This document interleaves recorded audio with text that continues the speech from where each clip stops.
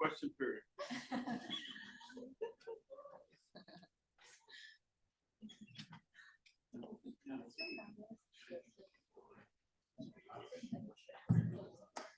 Good evening, everyone.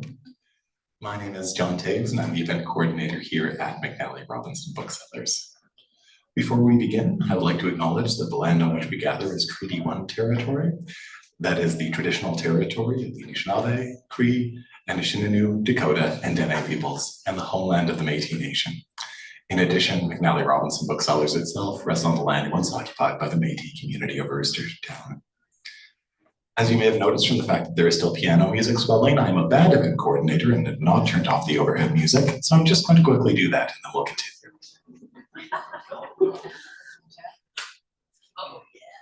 That's quick. It does make it slightly less atmospheric, but you will be able to hear the conversation a little better. If you have just arrived and are looking for a seat, rest assured there is an aisle right in the middle, so you don't need to push past everyone if you'd like, and there are plenty of seats available on that side. We are here tonight, of course, to welcome Dr. Mandi Gray back to Winnipeg to celebrate the publication of her book, Suing for Silence, Sexual Violence and Defamation Law, a fact you may applaud dramatically.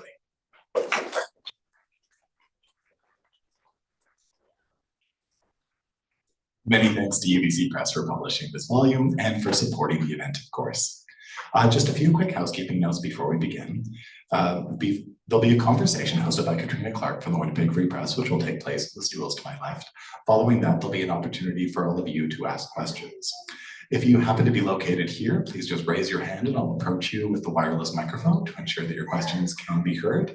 If you are one of those watching online, please feel free to write any questions you might have into the chat, and we'll put them to our author as time permits.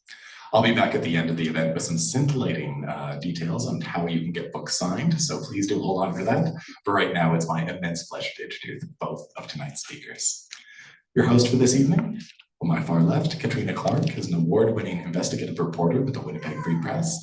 She has reported on issues of sexual misconduct and sexual assault in the fields of education and medicine, and the systemic failure of those in positions of power to address wrongdoing. She previously worked at the Hamilton Spectator, the Toronto Star, and the Daily Gleaner in Fredericton, New Brunswick. Our guest of honor tonight, Dr. Mandi Gray, is an assistant professor in the Department of Sociology at Trent University, lecturing in criminology and an anti-violence activist. She is regularly featured in Canadian media on issues pertaining to sexual violence, including at the Toronto Star, Globe and Mail, and Toronto Life, and on the CBC. In Suing for Silence, Dr. Gray critically examines how abusive men use defamation lawsuits as a weapon against anyone who attempts to hold them accountable. Please join me in giving a very warm welcome to Dr. Mandi Gray.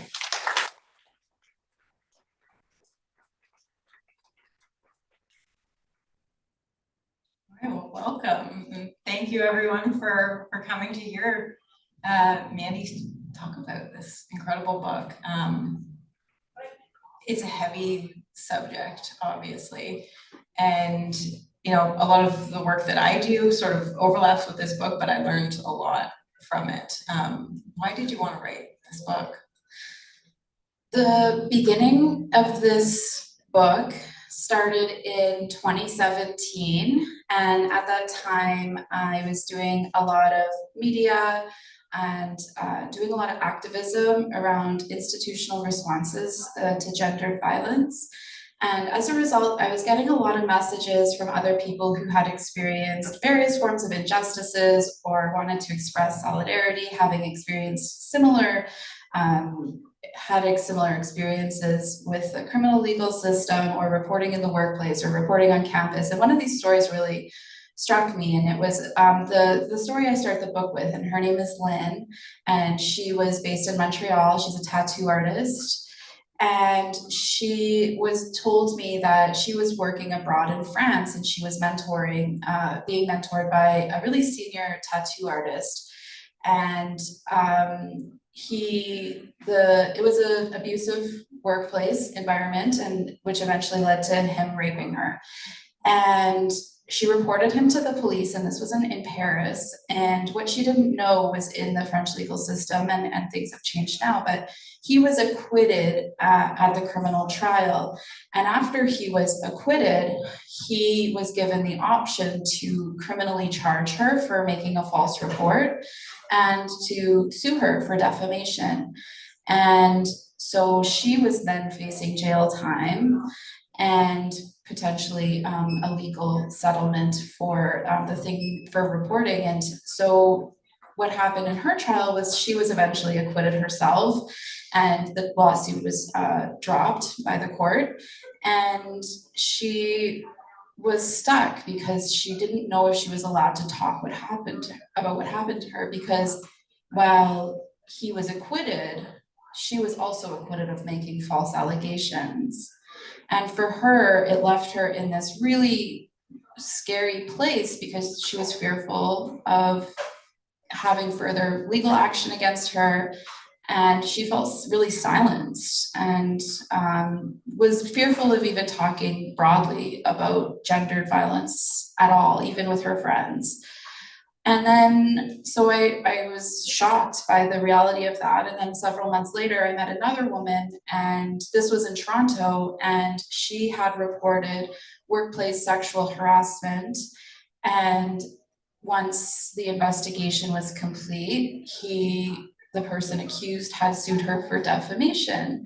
And I was really surprised because I was always under the assumption that by making a formal report, that somehow protected you from retaliation or like a defamation lawsuit. And what I learned was that it really doesn't. And then shortly after, I asked Joanna Birnbaum, who's a very high profile litigator in the area of sexual assault claims, and she told me she was representing 3 women who had made reports to the police and were then being sued for defamation. And that really piqued my interest, and I felt was missing from the conversation. And then, as we know, in 2018, the Me Too movement really took over. And as more and more people were encouraged to report or disclose or share their stories, these lawsuits really started to, we noticed an increase in their frequency in use. Why is it that you think this just seems like such a little known subject, right? And a lot of, assumptions that we have about reporting and being protected and whatnot. Why do you think, it's really taken your book to kind of expose what defamation law, how it silences victims? Absolutely. I think that most people know what defamation is at like a high level of like a defamatory statement, but what people may not be aware of is the legal context of defamation in Canada law. In that the Canadian law has a really low threshold for what is considered defamatory. And what is considered defamatory, then the onus falls on the person who is being sued to defend their statements. And what happens then is that this threshold, or to prove that the sexual assault allegations were in fact true, there are several other defenses that you can rely on.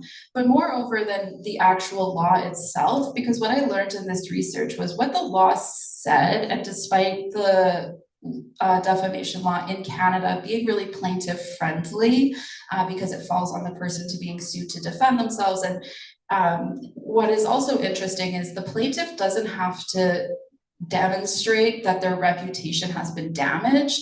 The burden is would a reasonable person assume that their damage has been done to the reputation. So there doesn't even need to prove, it just needs to be a reasonable person would say, yeah, that would have reputational harm. And that's enough for a defamation action. And so what I learned though in my research, although the defamation laws themselves are really plaintiff friendly and can be useful, it wasn't so much what the law said, but rather using these lawsuits as a way to shut down further reporting, discussions about sexual violence, and to entangle people in these very lengthy and complex legal processes. And I think it's also critical to note, like, I think there's an assumption when I talk about this work that people often think that it's people that are running on Instagram, Twitter, whatever social media platform, and we'll say naming and shaming, when in fact a lot of the people that I spoke to and are included in the book did pursue the formal mechanisms of reporting that we are encouraged to do. And in some instances, the person who was investigated or reported to police was found responsible for the acts of violence and still sued. And so what is curious to me is why are we allowing this, and why is it that individual women then have to bear the costs of defending themselves in these really expensive and complex litigation scenarios? And I know you get into this quite a bit in the book, but can you speak to the impact that it had on women who did report survivors of sexual violence? Absolutely. That was one of the really key pieces of this work, because I look at it at the level of the individual consequences. So I talked to a lot of people like Lynn, for example, who had faced significant financial consequences, professional consequences. She lost her mentor, she lost all her references, things that were really critical for somebody in the early stages of their career. And many of the people I spoke to were primarily younger women who were just starting out in the workplace, for example, and it had really detrimental impacts on their reputations, actually, and their ability to move forward in their professional careers. And I think here it's also important to stress that it wasn't just the people who had reported sexual violence, but the people that were initiating the lawsuits often cast a really wide net. So it wouldn't be just the person who reported, it would be also the faculty on campus who supported her in reporting. It would be a public figure who sued everybody who commented when it was in the media, for example. And so many of the people that I interviewed or write about in the book actually weren't even the people who had been directly harmed, but had taken a stand against the sexual abuse or had tried to support somebody. And so what do we do when we're able to initiate legal action against people who are, for example, writing op-eds about the sexual harm by physicians, as one case of Senator Mary Lou McPhedran, wasn't a senator at the time, was sued for writing an op-ed about physicians sexually abusing their clients in their medical practice, for example. And so there's also at this like larger systemic level really deep concerns about ability to participate in society, the public space, public sphere, to be able to make art about sexual violence. Several of the people were sued for making anonymous artwork about their experiences. And so we risk losing really important contributions to an issue that we know has significance in Canadian society and more broadly global significance. And there was one other piece that I was thinking of. And then, yeah, just back to the individual level, I think one thing that really surprised me was just how challenging these lawsuits were for people to navigate. They're very costly, ranging from anywhere from $200,000 to $300,000 to defend themselves.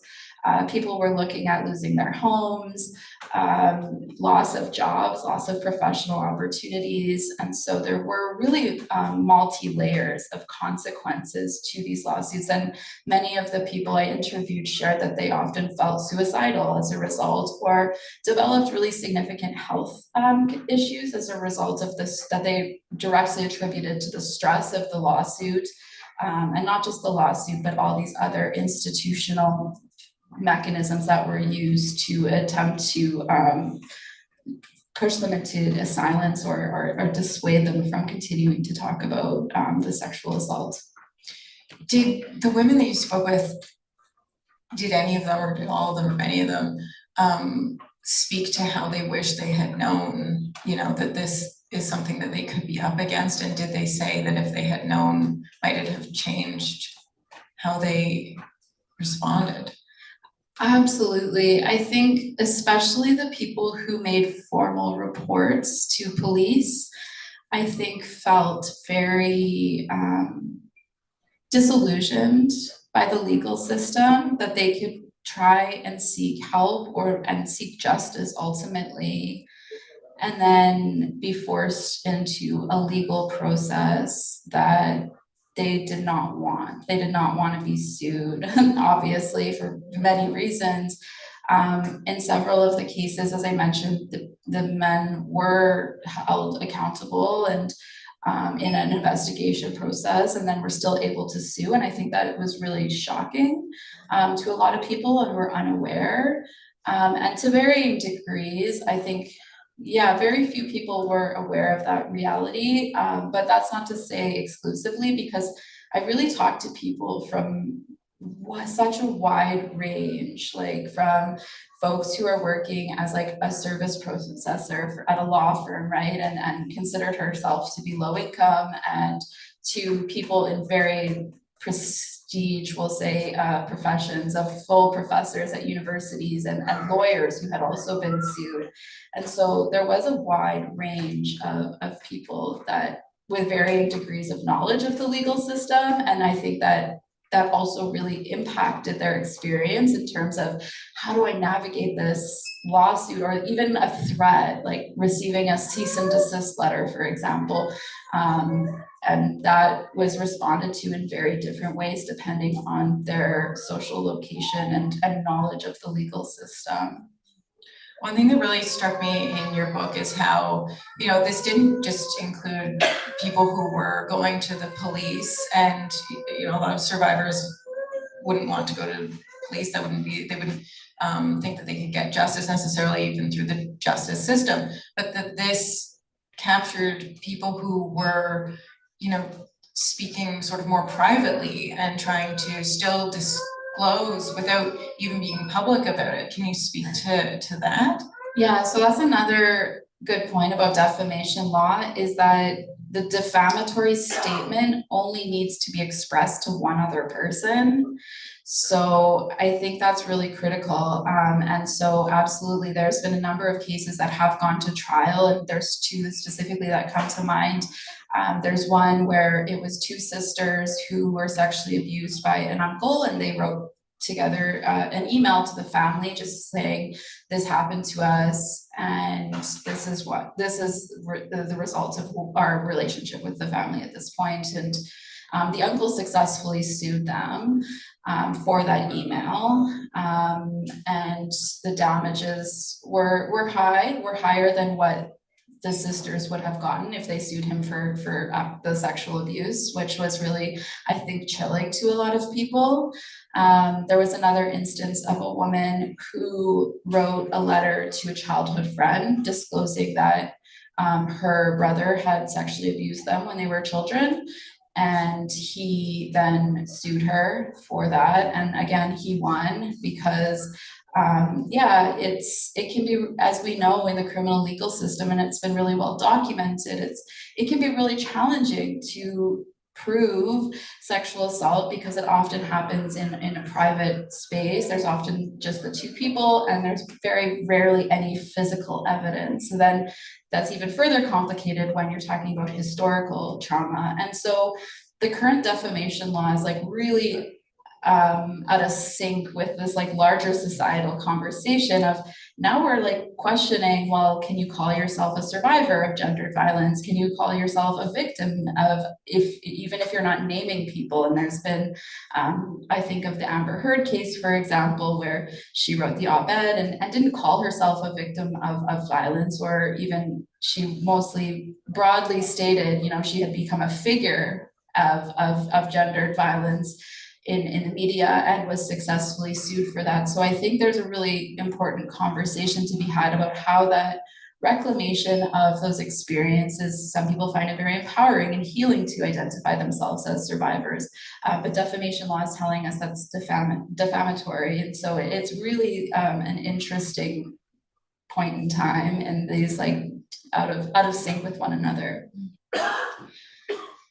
I understand this might be a tough question. It would obviously be I'm here for the tough questions. personal for each person who would, come to you with this question. But, what would, with all the expertise that you have, what would you say to someone who's, disclosing to you their experience of sexual violence and asking, what should they do?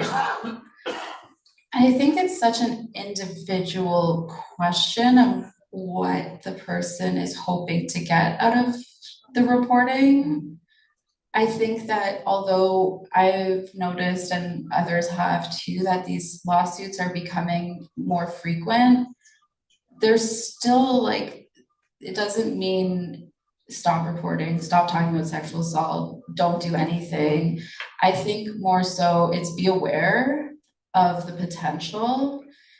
And I wouldn't want to dissuade someone from doing anything as a result of this possibility that may happen, but is statistically not that likely. And I think a really critical, just cost benefit analysis of, because both parties do need resources to, initiating a lawsuit, you don't really need much. Anyone can initiate a lawsuit, but is this person really going to see the lawsuit through to the end? But the fundamental issue I have with that though is who gets to sue? And as a result, are we just protecting people who are financially privileged? And yes, we are, but I think we could say that for a lot of things about the legal system overall. So it is really an access to justice question for me. But I think of one lawyer I interviewed, she was talking about sexual abuse in a school context, and all the parents, they were like, we don't want to say anything because we don't want to get sued for defamation. And that's not a good enough reason not to. We can't talk about it, and this was the words of the lawyers, some insurmountable obstacle that we can overcome. We absolutely can. For those of us in positions of privilege, it's a bit easier to say that with confidence, but I think that's the other piece that really struck me was, and this is getting away from your question a bit, but I asked everyone if they would do it again, and those who had been sued for reporting were like, no way. But what was really inspiring to me was all the people that I interviewed who were in positions of privilege, like faculty who supported a student or other support workers along the way who had been sued, people who had been sued for doing investigations into systemic sexual abuse. All of them were like, absolutely, I would do it again. I don't take it back. Yeah, being sued was awful. It really disrupted my life and my reputation, but it didn't dissuade them from continuing to speak about the issue. And I found that really inspiring. And I think that's a call to action for other people who have some form of institutional power and privilege to continue doing that labor, because it is at a cost in this climate, and especially with people who have access to financial resources and legal counsel. Can you speak at all to the sort of NDA side of things that can sometimes be connected to or result from lawsuits? Yeah, so an NDA refers to non-disclosure agreement, and there's been a lot of really great activism happening across Canada, much of it attributed to Julie McFarlane, who's a professor and lawyer, and I write about her in the book, and she's doing a really great campaign right now called Can't Buy My Silence. And so non-disclosure agreements, or in the book, I refer to them as I refer to them as gag orders because of the harm that it really inflicted on people that were forced into them, oftentimes against what they wanted. But the non-disclosure agreement or gag orders are really frequently used in all types of civil litigation, workplace investigations, and essentially to varying degrees, they are all a bit different, but were initially intended to like protect trade secrets, for example, or intellectual property in the workplace. But now what's happened is they're broadly used, and sometimes people are being pressured into signing them. You want this lawsuit to go away, okay, sign away all your rights for future legal action. And guess what? You can never mention that you ever worked here, or you can never mention the person that harmed you. And it can be very isolating for the people because they feel, and that's why I refer to them as gag order, to really reflect that kind of violence embedded in them of their, like, either you sign this or you're going to go into really expensive litigation and good luck. And the problem is, and we're seeing pushback now because of Professor McFarland's work, but the big issue is that because they've become so common practice, there was no consensus amongst the lawyers I interviewed, from some being like, oh yeah, you can't settle a lawsuit without one, to some people in the middle, like, yeah, we can like negotiate like some things, like you can talk broadly about what happened to you, but you can't name like any specifics, to lawyers who are beginning to push back. And there was one woman I spoke to named Catherine who did end in a settlement agreement with the person who had sued her, and then she countersued for sexual harm, and they were able to settle without a gag order, which she found really empowering because it allowed her to continue talking about it. But as you asked that, I'm thinking too, like, I think to put into context how risky it was for some of these folks to talk to me, because some of them had entered into non-disclosure agreements that said, if you tell anybody about this, there's going to be more legal action against you. And so it was quite risky. And so I'm very grateful for those who shared their stories with me, because it is a challenging topic to really get into the specifics of what's happened when no one's allowed to talk about it, because there's this really intimidating legal order in place that is, and I think the other piece being that, like I mentioned earlier, many of the folks that I interviewed were women in their early 20s, fresh in their career, and really felt coerced, or like they had no other options but to sign this non-disclosure agreement and make it all go away, because they were really fearful. And so it's really inspiring, and much of Julie McFarland's work has been challenging that, but it was also she's working with Zelda Parkins from the Weinstein case, and that was really central to the non-disclosure agreements, and women being brave enough to speak out and violate the non-disclosure agreement. So I do think we'll be seeing more of that in the coming years, but it is still a piece that was really painful for a lot of the people. And there were some non-disclosure agreements that were so broad that they were fearful of talking to their own therapist about what had happened. And again, it is so out of alignment with what we know people need after experiencing trauma, such as sexual violence. Sounds like a lot of these women were very brave in speaking out, even, with pseudonyms. Why do you think they wanted to speak with you?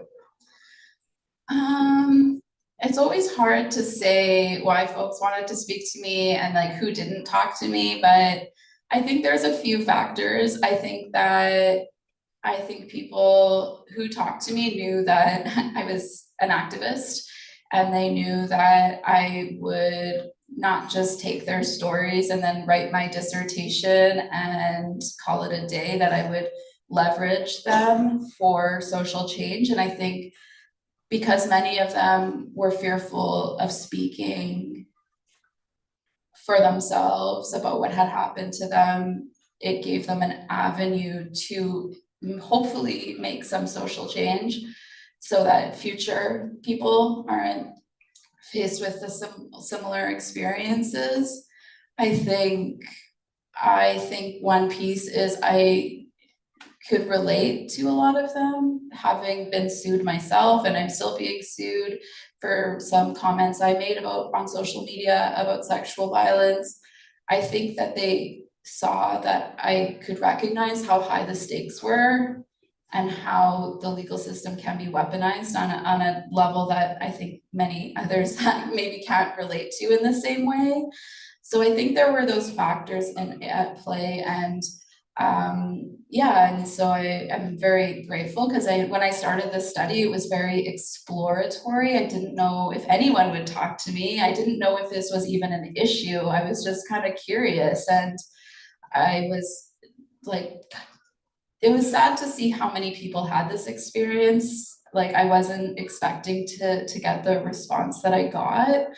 And like I said before, I'm not sure who I didn't reach, because I heard stories of people who had publicly retracted statements they had made and made public statements, but like, we can't capture those stories of those people who have and who remain really fearful because of the potential for future legal retaliation. So yeah, it was really brave and like very valuable, and that's why I share their stories, but the details are very vague, and that's very much in order to protect their anonymity and the potential for further litigation, because it is a possibility. Since the book has come out, do you find that a lot of people come up to you and tell you their story, and are you surprised by how many people do maybe privately have their own defamation related case? Yeah, I think so. It has been surprising, and it has been also surprising how little people even working in the gender-based violence sector are aware that this is happening. I think that's surprising to me as well. I think that's another piece that I hope that the book can bring out. But yeah, absolutely. I think I've heard a lot of people sharing and coming out to events because they're seeing their stories like reflected in the book. But even that, I've had several women write me and thank me for the book, but are like, I'm too scared to post a selfie on Instagram with the book, for example. So it is really such an effective silencing tool that I'm very honored that I was able to write the book, and I am continuing this research as this area of law continues to develop. There's been several cases that have been reported since I finished writing, and so yeah, that'll be in the next iteration. I'm going to continue after after talking about the book for a few months. Great. Shifting to some of the ways forward, some of the alternatives that might, maybe prevent situations that you detail in your book from occurring time and time again. Can you speak to what hope there might be? Absolutely. I think the hope for me is, like I said before, is people continuing to speak about sexual violence, continuing to make art, continuing to support people who are experiencing sexual assault. In terms of legal reform, that's a difficult one, because I think we can all agree to some extent reputation is important for a lot of people, not just people who are accused, but also for like people who are sued for defamation.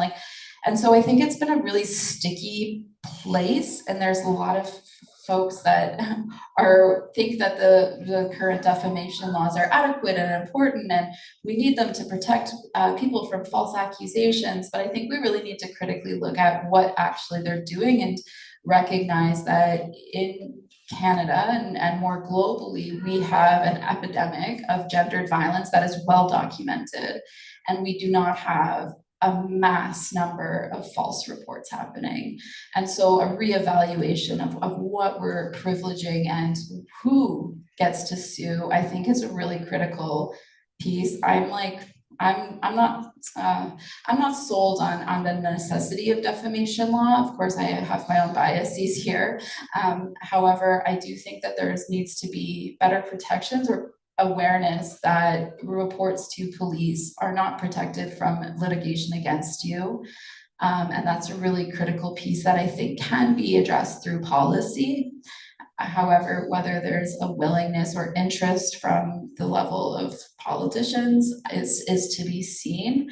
There have been, I think, when in certain provinces like Ontario and British Columbia introduced what they refer to as anti-SLAPP legislation, SLAPP referring to strategic lawsuits against public participation.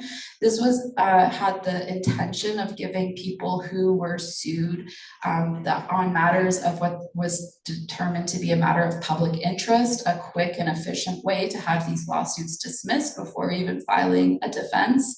However, what we've been seeing in the courts is they're neither cost effective or timely. It's just been another step. However, some defamation lawsuits for reports of sexual assault have been dismissed through the anti-SLAPP legislation in those two provinces, but not all. So the courts have been a lot less willing to dismiss lawsuits for, like, for example, public allegations of gendered violence. So I think the anti-SLAPP legislation is critical for ensuring like news reporters and news outlets can also report on issues of gendered violence. Manitoba does not have anti-SLAPP protections, and it's at the level of the province. So that's like one potential, but I'm not saying it's the solution. I think the solution's a lot deeper than policy or law change. The lawyers that you spoke with, I mean, what was their read on, I mean, defamation law, the necessity of it? Did you get like a range of opinions and perspectives? Yeah, well, I think you ask lawyers any question and you'll get 10 different answers from 10 different lawyers, right? I spoke to some lawyers that had represented men who had been accused of sexual violence, as well as the defendant, so the person who had made the accusation. And I think there are a small minority of cases where it was an appropriate response, but the problem is that it's now becoming the response. If you have a bit of money or you know a lawyer, it seems to be the default. And that's where we run into problems. And I think the counsel that I spoke to would agree with that assessment, but I'm not saying all counsel, because I obviously had a very small subset of counsel who had practiced in this area and were willing to talk to me. And so I think that there's a recognition, though, that this is a problem and this is going to deter reporting. It's going to deter really important discourse in the public sphere. So how can we protect those things? And then for the small minority where maybe there were accusations that were unsubstantiated or untrue, could have some remedy. But those are a very, very small minority. And I think that's what's critical to stress, because right now, as it's currently set up, and I interviewed law professor Constance Backhouse, who's, for those of you unfamiliar with her, she essentially coined the term sexual harassment in the early 80s, and she's a very prominent figure in this space. And her take was like, the defamation lawsuits are a knee-jerk reaction to a society that fundamentally does not believe women. And that's really what I saw in my research. How, in your research, did you see things shifting in from after Me Too? That was such an interesting finding, because I think there was a common assumption that Me Too made things like once, and this is borrowing from Sarah Ahmed's work, but like once the problem's been identified, then the problem's solved, when it's like not at all the case, right? And I think that was so much what folks thought, and myself included. I was like, oh, media's more willing to report on Me Too, for example. But when I actually spoke to lawyers, they're like, oh no, like I have some big cases and the news outlet doesn't want to take on the liability of writing an anonymized source. So they were not wanting to write stories unless the women went on the record. And when you have women who are in a small community, particularly marginalized for a whole host of reasons, this really massive story never made it into the media for as one example. And I think we often think, oh yeah, they're running all the allegations now. But I'd be curious to hear how things have shifted from your perspective as a journalist. You know, I really only got into reporting around, or sort of more, I guess, hard-hitting reporting around. And after Me Too, I was writing a little more fluffy stories before that. But so I can't really speak to the change, you know, from looking at how things were to how they are now. I think that, I mean, I hope the reporters are a lot better, more knowledgeable about trauma-informed reporting, but that's not getting into the whole, are we doing more of covering cases? I mean, I think that we think in terms of defamation law in our reporting, but you know, we also have lawyers that can help us in what we do, and we know how to write a story to, you know, protect ourselves and protect our source as well. But there's always a ton of gray area, and it's tricky. I mean, especially if it's a criminal case and it's not made its way through the courts, you know, your reporting might come up in a trial, which has happened to me. It's weird, but yeah. So I don't know if that answered your question. Yeah. I think, yeah, it's interesting, and about how media's reporting has maybe shifted. And if we look at the bigger crisis of newsrooms across the country and funding and relying on freelancers, like Alicia Elliott was one of the freelancers I read about in the book, and she talks about, like, I decided because I wasn't gonna have any legal protection from the publication, I decided not to write about it. And so I think it's also just like a bigger crisis of what's happening with news media more generally as well. No, totally. And I think the fear is that, you know, that there's a chill sent and that people don't feel like they can come forward, because one would hope that after Me Too, you know, that could be something that did change, that people are more willing to share their stories, you know, anonymously. It's usually what we go for. But I guess final question before we open it up to the audience. Start thinking about those questions. It's a pretty basic one, but what do you hope people take away from your book?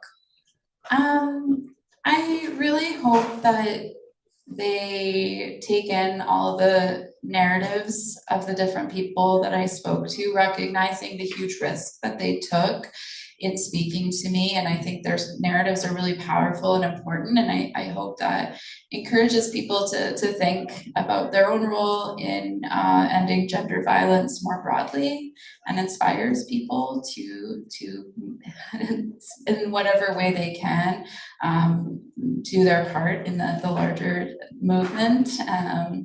I think that's really what I hope, and I hope that I provide some education on the civil legal system, because it's an area of law that we really don't get into in my area of study. It's like, unless you're in law, there's been very little attention paid to civil legal action, and I think it's really critical that we look at it with a critical lens, the same way that we have with looking at the criminal legal system. Thank you very much. Thank you. John, I think we need your microphone. Yes, indeed. So if anyone has any questions here, please just put up your hand and I'll wander over to you. And then if you are watching on YouTube, just write your question into the chat. Hi, my name is Donna Basil. I wrote a book called The Unraveling: Incest and the Destruction of a Family. As John knows, it was very well received. It was a bestseller almost immediately after it was published, the publication date. It was published by the University of Regina Press, and they had a new interim director hired. So that was in November, it was published. They got a new interim director in January, and she got scared. So the book was dumped. She destroyed 700 copies of the book. What would you say I should do? Okay, that's another question. Is there a statute of limitations on defamation? I read somewhere it was 2 years. Is that correct? Yeah, it's 2 years from the initial publication. There is maybe some leeway there. I should preface this all by saying I'm a sociologist, I'm not a lawyer. So this is not legal advice. But in terms of your specific, I think, and it's interesting you say this because a similar thing just happened at another university press last week. They had an edited collection, and one of the chapters was about sexual misconduct in the university. And it was all anonymized, even the author was anonymized, and the university and the person who was accused took legal action, and the whole edited collection is now off the market entirely. So you're not alone in this, and like maybe we should chat afterwards. It was the University of, okay. I was naive because the University of Regina Press did hardly any editing. They had no cautions, nothing. It's like, go for it. We're going with this book. It was like nothing. They did no editing. So. Yeah, it's again, this is a little bit specific to your situation. I would also look really closely and have a lawyer look at any contracts you sign, because what I've noticed in some of them is they put all the liability onto the author alone, including theirs. So you then become on the hook. So it is really professionally, personally risky to share these stories. And yeah, I'm really sorry to hear that, but yeah, we'll talk more after. Thank you for sharing.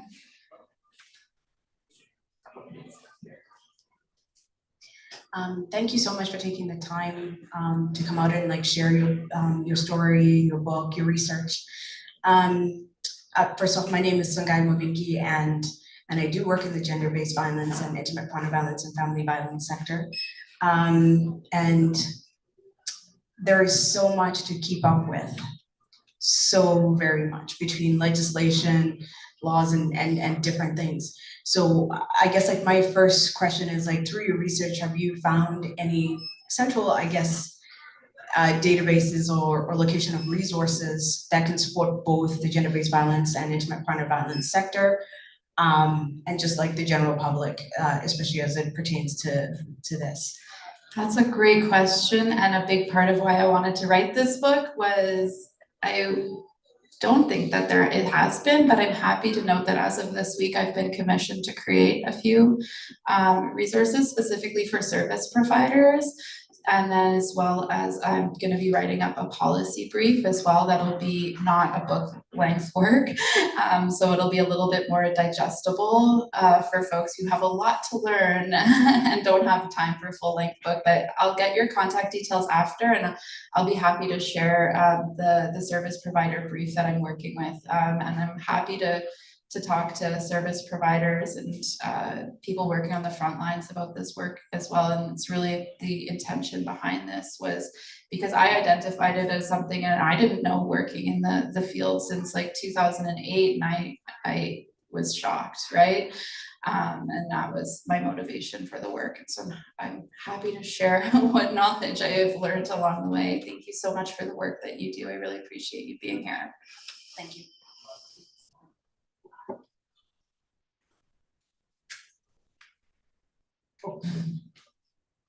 Hi there, Katie, interested spectator.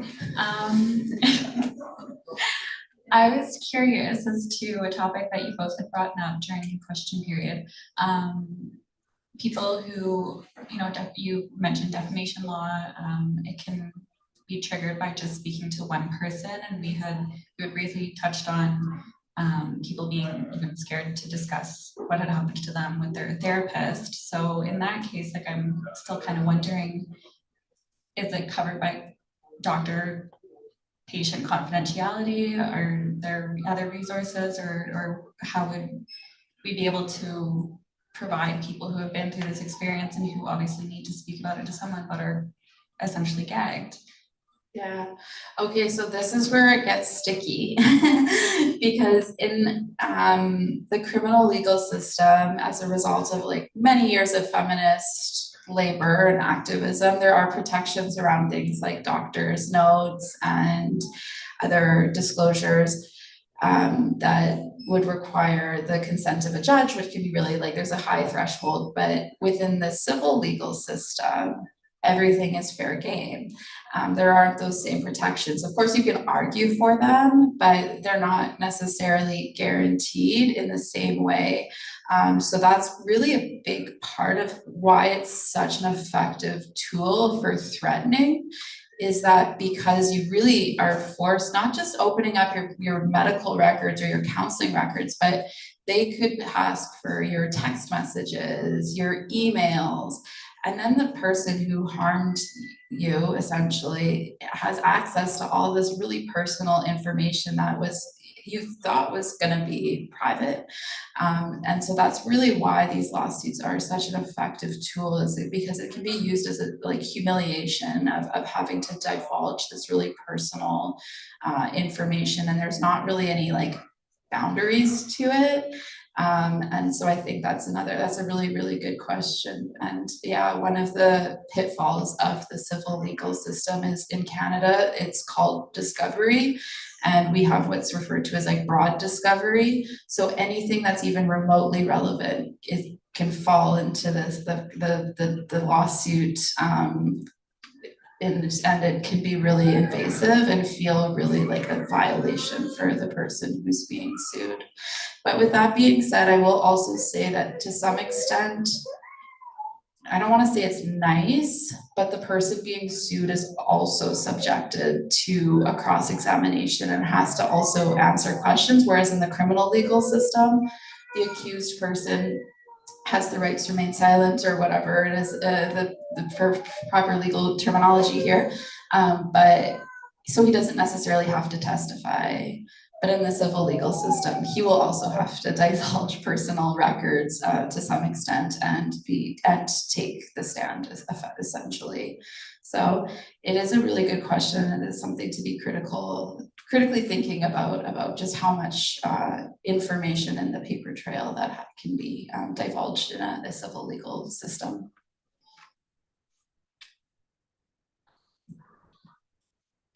So when you were talking about resources and lack thereof, it got me thinking about, a huge organization like the NHL. And yeah, and what they've gone through, and probably most people are aware of it, right? And how they kind of backtracked, something changed, somewhere. And the changes that they seem to be putting in place now, moving forward, do you think they're heading in the right way, or what are your thoughts on this? Ooh, yeah, the Sport Canada has been really interesting, and they have put like pretty substantial resources into shifting, but I think I'm not an expert on sports culture at all, like a nerd. But I think that there's been a lot of really like important people speaking out about the sexual and gendered violence that's been happening in hockey specifically. But yeah, I think the most recent NHL I think I was just saying this to a lawyer the other day that I've been working with. I think this criminal trial will be like the Jian Ghomeshi of 2016 times a million in terms of public conversation about it, and just already the types of comments and misconceptions that have been circulating about the woman who reported the hockey players, for example. So that's a great example. She went to the police. She did what she was told she was supposed to. The police didn't lay charges. They didn't look into it. And that is why she took civil legal action. And so many do, not necessarily for a financial settlement, but because they want to keep others safe or are looking for some form of justice. And so I think the NHL and the Hockey Canada stuff will be, I think, really the next contentious topic of public conversation in years to come. And we are just approaching the top of the hour, but if anybody else here does have another question, please feel free to put up your hand and then we'll put things along to our panelists for our closing comments. No problem, so cute. Was there any final questions from anyone? If not, I can certainly turn things over to you folks if you have any closing comments, and then I can go over signing procedure. I'll leave the last word to you. Thank you everyone for coming. I appreciate it. Yeah, thank you all for being here. Nice to see so many familiar faces. Nice coming home to Winnipeg. Thank you all so much for coming out.